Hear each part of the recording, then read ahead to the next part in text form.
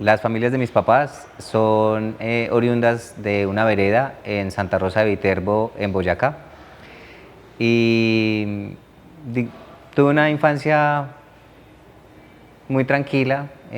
sí era muy inquieto, era muy curioso, me metía en muchas cosas, hice parte de grupos de teatro,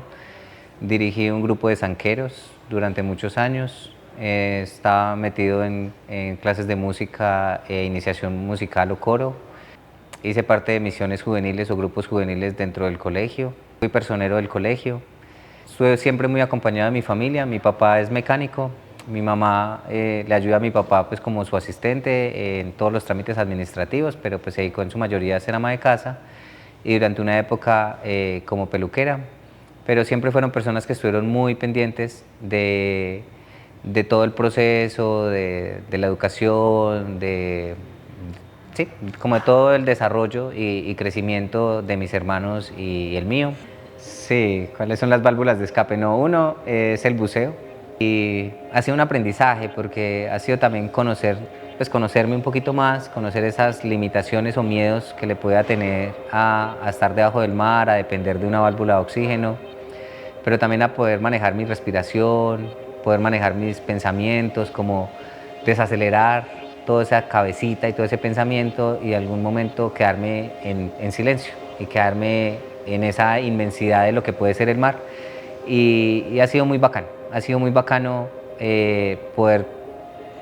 reconocerme en ese contexto del buceo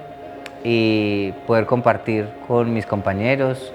esa pasión, esa sorpresa de poder conocer nuevas cosas y cosas muy chiquitas o cosas muy grandes, pero son cosas que de alguna manera se conocen con mucho respeto, con mucha admiración, pero también dan mucha paz, dan mucha tranquilidad y yo creo que es como un ejercicio que todos deberíamos experimentar en algún momento de esa tranquilidad y ese desacelerar y poder tener como el foco en algo que el día a día nos lleva en un acelere constante, que a veces no tenemos esas pausas o ese stop que son muy importantes para poder seguir adelante. Lo otro, me gusta mucho visitar cafés, y así sea inclusive en el marco de seguir leyendo, estudiando, trabajando, esos espacios de coworking y café, me gusta mucho buscar espacios por la ciudad y como llegar a alguno que me encante, que me haga ese clic. Entonces es como una búsqueda constante de espacios donde pueda tomar un buen café, compartir un buen momento y poder hacer lo que digo, leer, trabajar o estudiar, pero en otro espacio, en otro ambiente. Me gusta compartir con mis amigos, salir a comer, también es un hobby, como buscar también restaurantes nuevos o ciertas comidas o algún plato o alguna cosa que sea algo interesante, entonces como poder probar nuevos restaurantes y compartir pues con mis amigos. No, pues mira, yo he involucrado mucho a mis papás y a mis hermanos como en los procesos que hago. Mi mamá estuvo en mi sustentación de doctorado. No sé si ellos alcanzan a dimensionar todo el alcance e impacto que tiene el grupo de neurociencias, pero sí puedo decir que están muy orgullosos de mí. Están muy orgullosos pues de lo que he logrado, de cada paso, pues tanto como médico, como doctor en neurociencias y ahorita pues en este rol de director. A veces siento que quizás no conocen todo ese impacto de lo que hacemos, pero sí sé que están muy orgullosos y les gusta venir a Medellín, les gusta pasear acá en Medellín y visitarme, o yo intento ir una vez al año a estar con ellos y compartir un momento con ellos, que también es fundamental, pues esos espacios con la familia. Entonces, ha sido una evolución, ¿cierto? Una evolución muy bonita, pero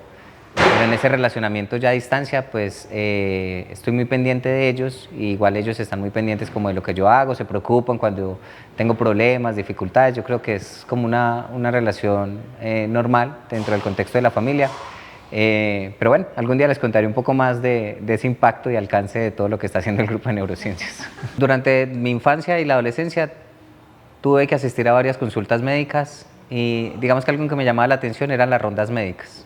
Entonces me llamaba mucho la atención ver tanta gente con el médico o que varias personas me examinaran. Eh, pero un evento que fue cuando me gradué, bueno, antes de graduarme en el bachillerato, tuve una hospitalización. Ahí yo decidí como aplazar algunos exámenes para poder graduarme Y ya cuando me gradué, volví a hacerme pues los exámenes, estuve en un proceso de una cirugía, posteriormente la recuperación, pero para mí ese proceso de la cirugía, la hospitalización, ver las rondas, todos los pacientes alrededor, escuchar los casos, de alguna manera me marcó mucho y yo creo que fue un punto en el que dije como sí, esto es lo que yo quiero hacer toda mi vida y quiero como dedicarme a ser médico porque digamos que fue la mezcla tanto de la docencia como la complejidad de los casos, la capacidad resolutiva, la cantidad de exámenes y lo que podían proyectar, que de alguna manera como que me motivó, me impulsó. Y también personas que conocí en ese camino, porque de alguna manera al conocer tantos médicos, también conocí médicos excelentes, brillantes, que tenía la capacidad de explicarme a mí, que era un niño adolescente, y explicarle a mis papás, pues como los pasos a seguir, pero también médicos con habilidades increíbles, que de alguna manera me hicieron como proyectarme que cuál era el médico al que yo quería llegar a ser. Fue uno de los momentos más emocionantes, un momento en el que yo leía ese correo de admitido y como que no lo entendía, como que lo volví a leer, y yo creo que es el momento más mágico e increíble porque cambió todo el rumbo de mi vida. Y ya me vine para Medellín. Y en Medellín fue difícil el inicio. Yo creo que nos pasa a muchos de los que somos foráneos. Entonces, claro, empieza todo ese cambio de estilo de vida, empieza un cambio también no tener ese contacto tan cercano o estrecho con la familia. No tenía amigos ni conocidos aquí en Medellín. Y yo creo que lo que me ayudó mucho fue en segundo semestre, empecé a ser auxiliar administrativo del sistema de estímulos académicos de la universidad y empecé a tener otras actividades, otros roles aparte de la universidad y me ayudó mucho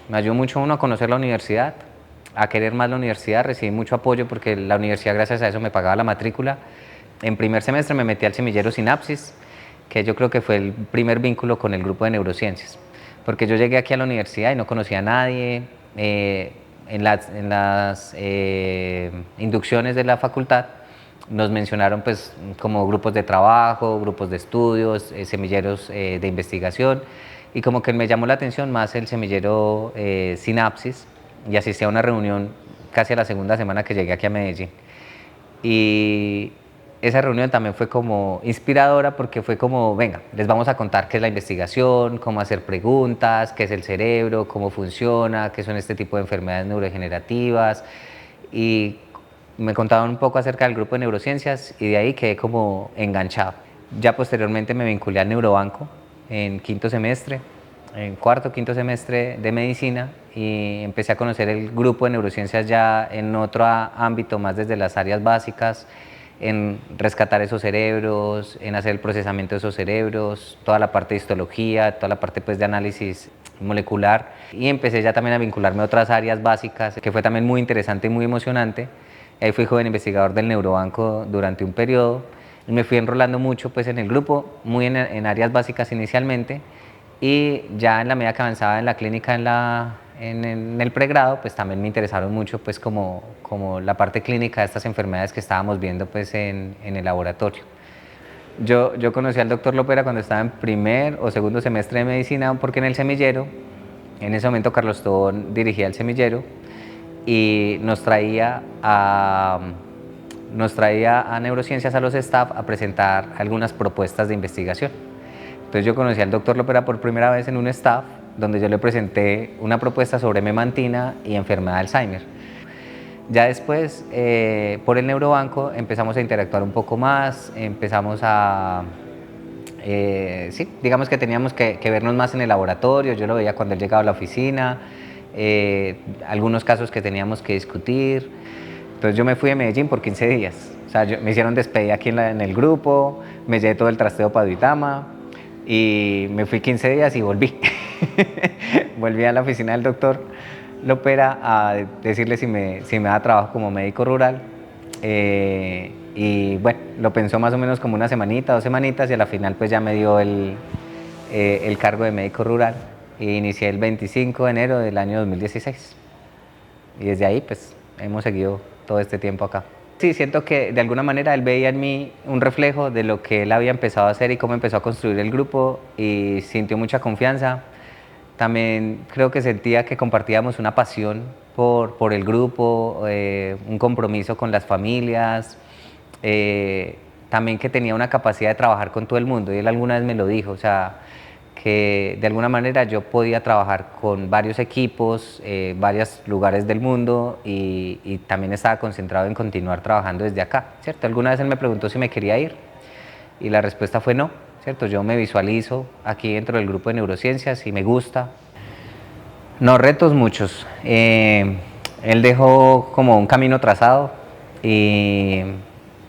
estamos buscando como todas las maneras, formas de poder lograrlo, y el reto más grande pues obviamente es Villa Liria, pero estamos buscando cómo dar esos pasos firmes para poder llegar a ese gran proyecto que él soñó y que logramos como dar esas primeras bases o cimientos juntos, pero que obviamente pues queda un camino muy largo por recorrer. Entonces yo creo que es el primer reto. El otro reto, la sostenibilidad del grupo, es algo fundamental, poder sostener todo este talento humano que de alguna manera es la vida y es el alma del GNA. Entonces es un gran reto que tenemos como GNA, el poder sostener y darle continuidad a todo ese talento humano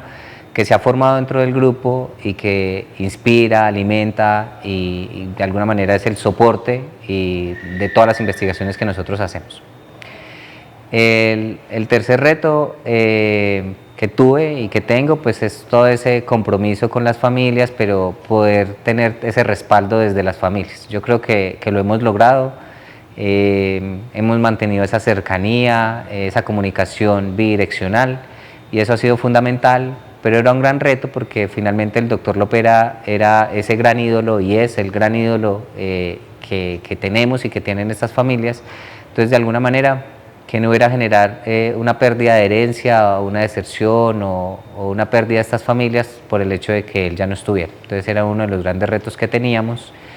Y el otro, pues mantener toda la confianza institucional con todos esos patrocinadores nacionales e internacionales y todo ese relacionamiento que tenemos,